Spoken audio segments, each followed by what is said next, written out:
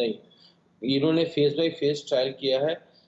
जनवरी में स्टार्ट किया, फिर फरवरी बंद रखा, मार्च में शुरू किया, मार्च बंद रखा, फिर अब अप्रैल में कुछ दिन के लिए खोला, फिर अब मई से जो है इन लोगों ने रेगुलर कर दिया है, क्योंकि इन्होंने अपनी स्टडी की है कि हमारे पास कुछ नए वेरिएंट नहीं है और जो भी हैं सबको वैक्सीनेट करके हर्ड इम्यूनिटी डेवलप कर लें, ताकि कोई भी अगर आने वाले टाइम में जो विंटर ओलंपिक्स की आप बात कर रहे हैं, तो विंटर ओलंपिक्स भी जो है वो सक्सेसफुली सॉल्व हो जाए, मतलब उसको इन लोग मैं डॉक्टर साहब जानूंगा कि ये जो complete लॉकडाउन है आपका, ये जो लॉकडाउन है चाइना का, इसकी मैकेनिज्म मैं समझूंगा, क्योंकि यहाँ पे भी अब बात है 4000 से ज्यादा मौतें हैं, थर्ड वेव की बात हो रही है। कॉलर हमारे साथ लखनऊ से जुड़ रही हैं, मैं सवाल उनका ले लेता हूँ और पैनल के सामने उसको रख देता हूँ। नेहा है लखनऊ से। डॉक्टर सूर्यकांत, आपका भी बहुत बहुत स्वागत है। डॉक्टर सूर्यकांत त्रिपाठी जी, जी बोलिए नेहा, बोलिए। हेलो सर, मेरा सवाल है कि अभी मैंने महाराष्ट्र में एक न्यूज सुनी है जिसमें लाखों बच्चे कोविड पॉजिटिव हुए हैं और उसमें बिलो 15 इयर्स के हैं ज्यादातर बच्चे। तो मेरा सिंपल सवाल ये है कि क्या ये थर्ड वेव की शुरुआत है या फिर सेकंड वेव ही बच्चों पे असर डालने लगी है? क्या और इसके लिए क्या प्रिपरेशन की गई है? क्या बच्चों के लिए कोई वैक्सीन तैयार हुई है? और अगर तैयार नहीं हुई है तो क्या अंडर प्रोसेस है? कब तक आने? Right, doctor Vikram, doctor Ravi Godse ने हाथ उठाया है। राइट, नेहा आपका सवाल कर लिया कि कुछ बच्चे महाराष्ट्र में बीमार हुए हैं, कोविड पॉजिटिव हुए हैं, तो is it third wave started? क्योंकि हम लोग बार बार ये कह रहे हैं कि बच्चे थर्ड वेव में ज्यादा प्रभावित होंगे और बच्चों को लेकर क्या एहतियात रखा जाना चाहिए। हालांकि आप कनाडा और आपके अमेरिका में आपने तो फाइजर ने ट्रायल भी किया है 6 महीने के बच्चों के, लेकिन क्या उसका उपचार क्या है वो जानना चाहती है नेहा, क्या एहतियात की जरूरत है और क्या कहा जा सकता है? डॉक्टर गोडसे, रवि गोडसे। देखो, उसका स्टडी हो चुका है और ये मंडे को 2 दिन में अमेरिका में अप्रूवल मिल जाएगा। उम्र 12 से 15 तक, फाइजर को 16 से ऑलरेडी दे रहे थे, उसका उन्होंने इफेक्टिवनेस चेक किया ट्रायल में और वो 100% आया। मतलब इंडियन माँ बाप खुश नहीं होंगे, वो बोलेंगे 100% से और ज्यादा मार्क नंबर लाने चाहिए थे, लेकिन 100% इज वेरी गुड। और 1 सितंबर को उम्र 2 से के ऊपर 2 से 15 तक सब बच्चों का वैक्सीनेशन चालू हो जाएगा। ये पहली बात है। इसके अभी इंडियन स्टडीज नहीं है, लेकिन अभी इंडियन हमारे जो अथॉरिटी है वो हाथ पे हाथ धरे बड़े प्यार, चैन, सुकून और इत्मीनान के साथ बैठी रहेगी।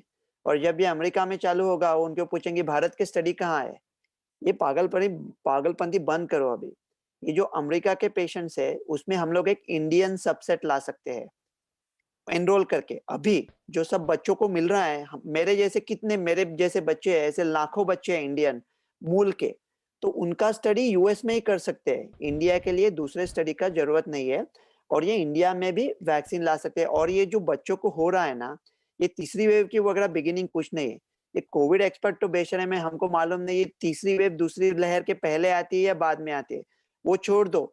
इसके छिपे doctor Ravi Godse, you are suggesting, doctor Ravi Godse, you are suggesting देखें कि आप जैसे आप हैं वहां पे अमेरिका में रहते हैं, तो वही इंडियन मूल के जीन वही है। हाँ। तो हम आपके एक्सपीरियंस और आपके बच्चों के जो वहां पे हाँ, भारतीय मूल के रह रहे हैं उसको लें और सीधे बोरो करें। पेटेंट को लेकर पेटेंट पे जो बातचीत चली रही है कि वो हल्के किए जाएंगे, नॉर्म्स हल्के किए जाएंगे पेटेंट, तो यहाँ पे हम उसको लेके आ सकते हैं। This is what you are suggesting, Dr. Ravi Godse. Yes, वही सजेस्ट कर रहा हूँ। और दूसरा वो जो बच्चों में हो रहा है उसके बारे में क्विकली बता दूं, ये शायद अच्छी न्यूज है, मतलब अचरज में नहीं आई है।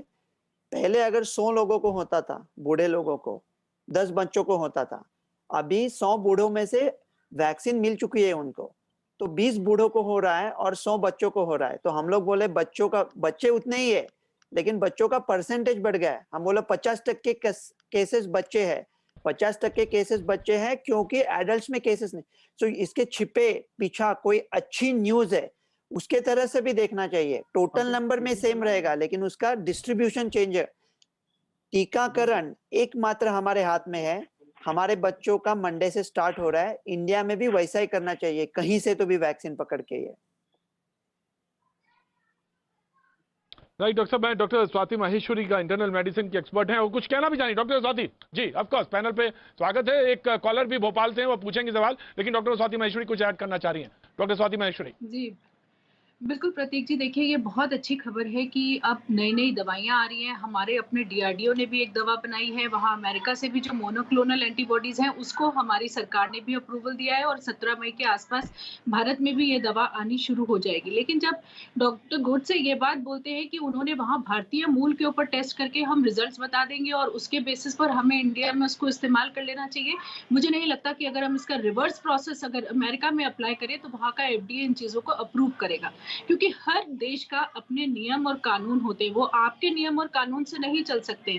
लेकिन हमारे देश में एक बहुत अच्छी बात यह है कि कोई भी मेडिसिन या कोई भी दवा हम बाहर से जो लेते हैं उसके लिए अब हम बहुत शॉर्ट ब्रिज ट्रायल करते हैं, जो कि ज्यादा लंबा चौड़ा नहीं होता है।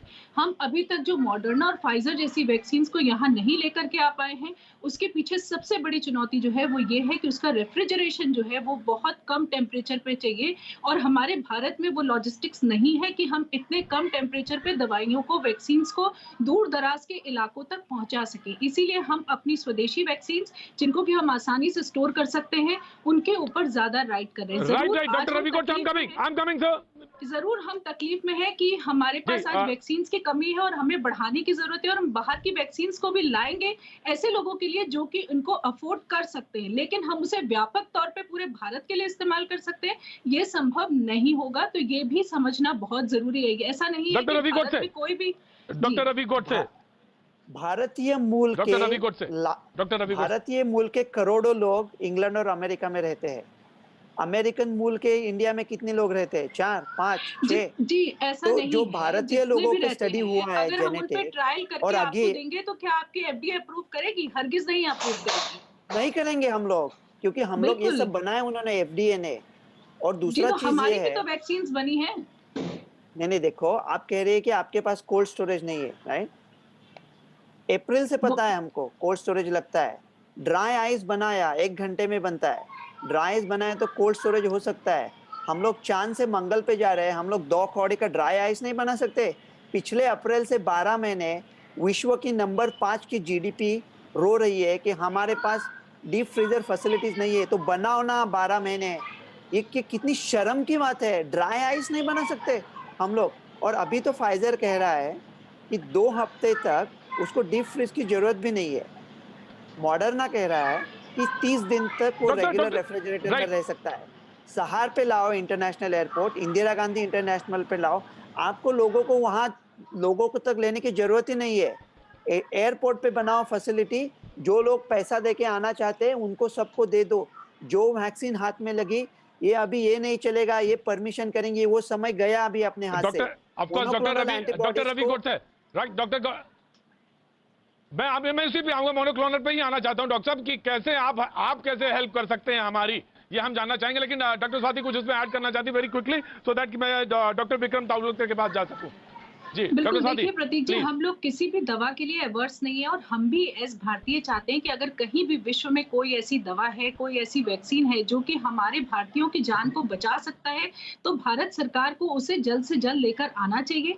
और सरकार भी लगातार ये प्रयास कर रही है कि वो इस तरह की दवाइयों और वैक्सीन को यहाँ लेकर के आए। लेकिन फिलहाल सबसे पहले जरूरी है कि जो हमारी मौजूदा वैक्सीन है उनके प्रोडक्शन की तरफ हम ध्यान दें, क्योंकि हमें करोड़ों वैक्सीन चाहिए, लाखों से हमारा काम बिल्कुल नहीं चलने वाला है।